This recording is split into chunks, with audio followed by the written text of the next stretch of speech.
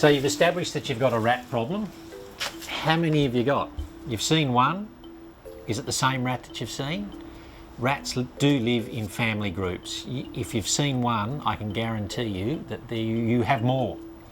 There could be up to 24, if not more, rats in a family group. And it all depends on how much food and shelter is available to them. If there's a lot of food, then that family group will grow and get very big. What do we do when we arrive on site? Well, the very first thing we do is a thorough inspection. We're looking for where are they feeding? Where are they getting their food from? Is it at your place? Is it the dog or the cat bowl? Is it the compost bin? Is it the chook pen?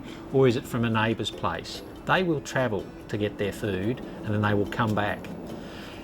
If your place is their home where they've built their nest, be it in the subfloor or up in the roof space, how are they getting there?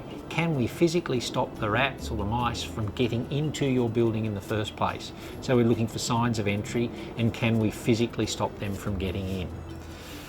Once we've done that thorough inspection, we'll then come up with a plan. Are we going to bait in the roof? Are we going to bait in the subfloor? Are we going to set out traps? That will all depend on your particular situation. Have you got young kids? Have you got cats and dogs that you don't want to come into contact with the rodent bait? And in some cases, and we've had this, do you have a friendly possum living in your roof? Well, we don't want to poison the possum, so that will have an impact in terms of what we do when baiting for rodents.